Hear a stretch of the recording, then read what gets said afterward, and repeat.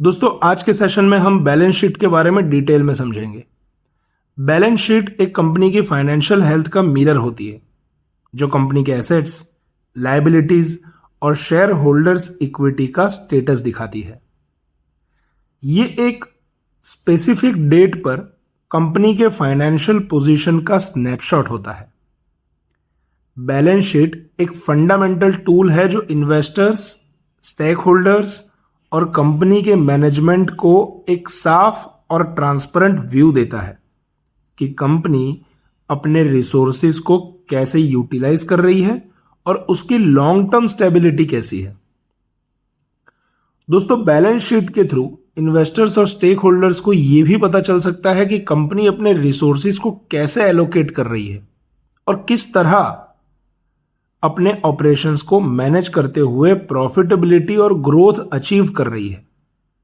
ये एक financial document है जो कंपनी के स्ट्रेटेजिक प्लानिंग, रिस्क मैनेजमेंट और फाइनेंशियल परफॉर्मेंस को समझने के लिए एक ब्लूप्रिंट प्रोवाइड करता है। अगर एक कंपनी की बैलेंस शीट स्ट्रांग है तो इसका मतलब है कि वो अपने ऑपरेशनल और फाइनेंशियल गोल्स को एफिशिएंटली अचीव कर रही है। बैलेंस शीट एक कंपनी की फाइनेंशियल साउंडनेस को समझने का एक प्रमुख जरिया है। इससे आप जान सकते हैं कि कंपनी के पास कितने एसेट्स हैं, कितनी लायबिलिटीज हैं और ओनर्स का कितना स्टेक है। अगर एक कंपनी की बैलेंस शीट में एसेट्स कंसिस्टेंटली बढ़ रहे हैं और लायबिलिटीज कंट्रोल में है तो ये एक पॉजिटिव साइन है। इसका मतलब है कि कंपनी का फाइनेंशियल हेल्थ स्ट्रांग है और वो अपने बिजनेस को एफिशिएंटली मैनेज कर रही है। अगर एक कंपनी फाइनेंशियली स्ट्रांग है तो उसकी एसेट्स लायबिलिटीज से ज्यादा होंगी और उसका इक्विटी कंसिस्टेंटली ग्रो कर रहा होगा। इसका मतलब है कि कंपनी अपने ऑपरेशंस एफिशिएंटली मैनेज कर रही है और फ्यूचर ग्रोथ के लिए स्टेबल है। बैलेंस शीट के थ्रू आप ये समझ सकते हैं कि कंपनी अपने एसेट्स का इस्तेमाल कैसे कर रही है, लायबिलिटीज को कैसे मैनेज कर रही है और शेयर होल्डर्स के लिए क्या वैल्यू क्रिएट कर रही है। बैलेंस शीट सिर्फ एक स्नैपशॉट नहीं होती बल्कि ये एक डायनामिक डॉक्यूमेंट होता है जो कंपनी के पास्ट परफॉर्मेंस को रिफ्लेक्ट करने के साथ साथ फ्यूचर ग्रोथ प्रोस्पेक्ट्स को भी हाईलाइट करती है। इसीलिए बैलेंस शीट का एनालिसिस करते वक्त हमें कंपनी के हिस्टोरिकल ट्रेंड्स, इंडस्ट्री बेंचमार्क्स और मैक्रो इकोनॉमिक फैक्टर को भी कंसिडर करना चाहिए। तो चलिए दोस्तों, पहले बैलेंस शीट का फंडामेंटल फॉर्मूला देखते हैं। Assets is equal to liabilities plus shareholders equity. यह फॉर्मूला हमेशा बैलेंस होता है, इसीलिए इसको बैलेंस शीट कहा जाता है। इसका मतलब है कि कंपनी के टोटल रिसोर्सेज यानी एसेट्स को या तो एक्सटर्नल सोर्सेज यानी कि लायबिलिटीज से फंड किया गया है या फिर इंटरनल सोर्सेज यानी कि शेयर होल्डर्स इक्विटी से फंड किया गया है। अगर एसेट्स ज्यादा हैं और लायबिलिटीज कम है तो इसका मतलब है कि कंपनी फाइनेंशियल स्टेबल और स्ट्रांग है।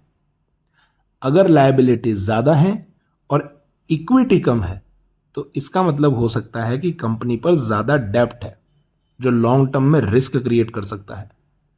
यह फॉर्मूला अकाउंटिंग का सबसे फंडामेंटल कंसेप्ट है और इसके थ्रू हम कंपनी की ओवरऑल फाइनेंशियल पिक्चर को समझ सकते हैं।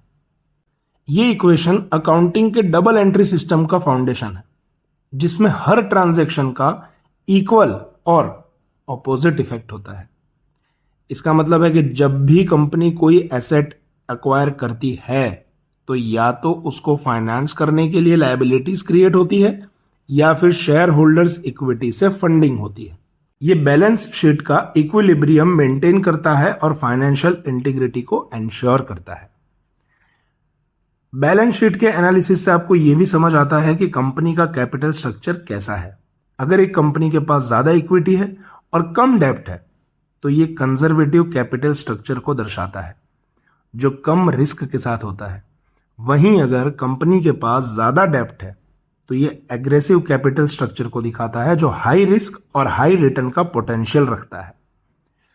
बैलेंस शीट का एनालिसिस करने से आपको कंपनी की लिक्विडिटी पोजीशन का भी पता चलता है।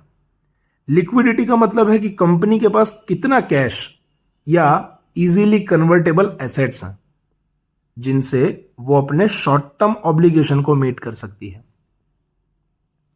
इसके लिए करंट रेशियो और क्विक रेशियो जैसे फाइनेंशियल मैट्रिक्स का यूज किया जाता है जो कंपनी की लिक्विडिटी पोजीशन को इवोल्यूएट करने में मदद करते हैं। बैलेंस शीट का एक और इंपॉर्टेंट एस्पेक्ट है एसेट यूटिलाइजेशन। इसका मतलब है कि कंपनी अपने एसेट्स का कितना एफिशिएंटली यूज कर रही है रेवेन्यू जनरेट करने के लिए। इसके लिए एसेट टर्नओवर रेशियो का यूज किया जाता है जो कंपनी की ऑपरेशनल एफिशिएंसी को मेजर करता है। अगर कंपनी का एसेट टर्नओवर रेशियो हाई है तो इसका मतलब है कि कंपनी अपने एसेट्स का एफिशिएंट यूज कर रही है।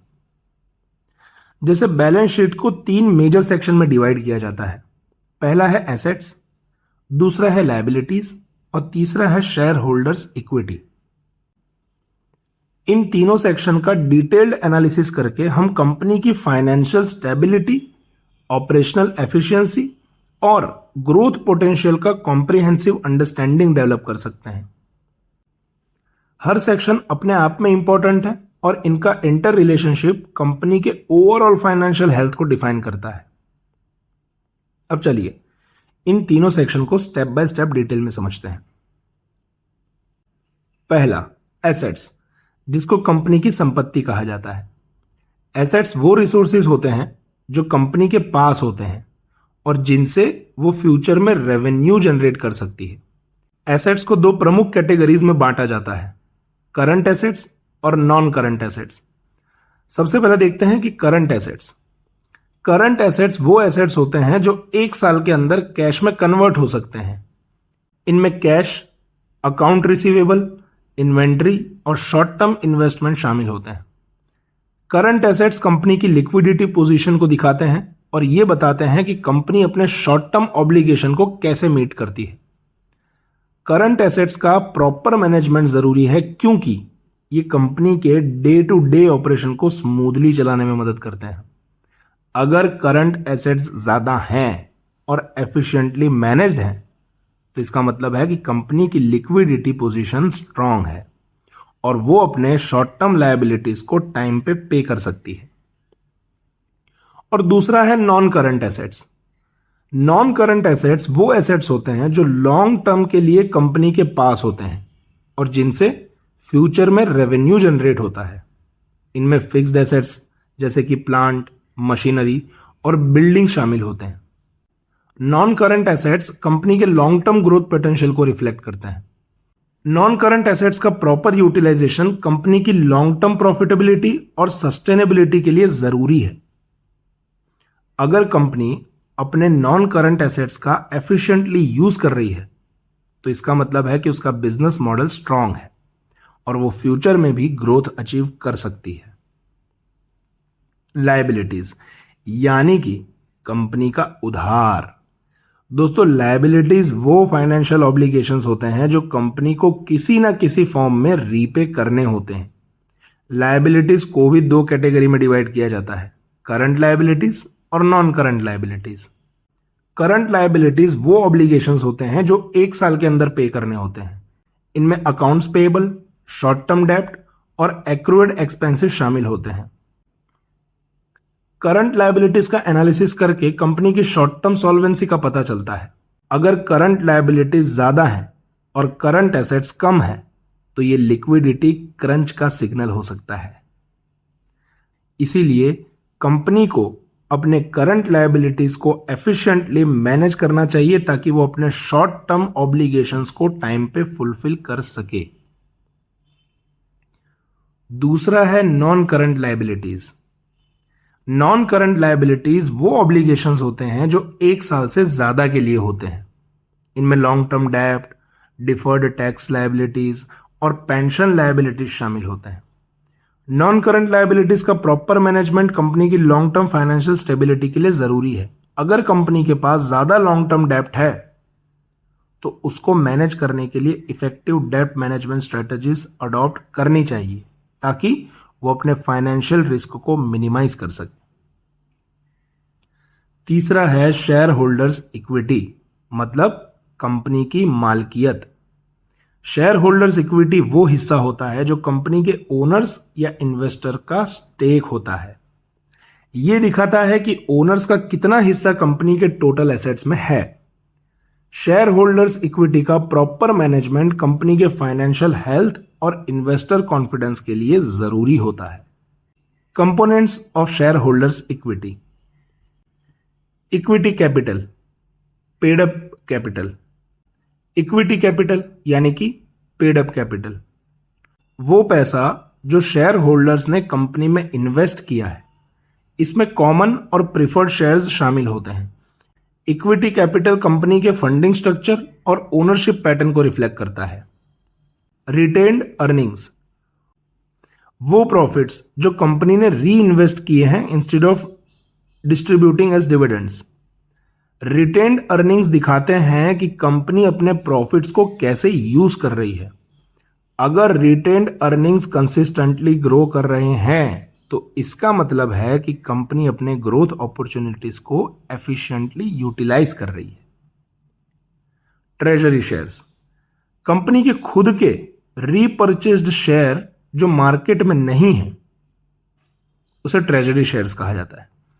ट्रेजरी शेयर्स का एनालिसिस करके कंपनी के शेयर बायबैक स्ट्रेटजी और कैपिटल मैनेजमेंट को समझा जाता है। अदर कॉम्प्रिहेंसिव इनकम, वो इनकम जो डायरेक्ट प्रॉफिट एंड लॉस में नहीं दिखाई जाती, जैसे फॉरेन करेंसी ट्रांसलेशन एडजस्टमेंट्स और unrealised gains and losses. Other comprehensive income company के ग्लोबल ऑपरेशंस और फाइनेंशियल रिस्क मैनेजमेंट को रिफ्लेक्ट करता है। चलिए इसे अब हम कंक्लूड करते हैं। कंक्लूजन, अगर कंपनी के एसेट्स कंसिस्टेंटली बढ़ रहे हैं और लायबिलिटीज कंट्रोल में है तो इसका मतलब है कि कंपनी फाइनेंशियली हेल्दी है। बैलेंस शीट का एनालिसिस करके इन्वेस्टर्स को कंपनी की फाइनेंशियल पोजीशन, ऑपरेशनल एफिशिएंसी और ग्रोथ पोटेंशियल का क्लियर पिक्चर मिलता है। ये एनालिसिस इन्फॉर्म्ड इन्वेस्टमेंट डिसीजंस लेने में मदद करता है। बैलेंस शीट हमेशा बैलेंस्ड होती है, इसीलिए इसका नाम बैलेंस शीट है। अगर कंपनी अपने एसेट्स और लायबिलिटीज को एफिशिएंटली मैनेज कर रही है और शेयर होल्डर्स इक्विटी को कंसिस्टेंटली ग्रो कर रही है तो वो लॉन्ग टर्म में सस्टेनेबल ग्रोथ अचीव कर सकती है।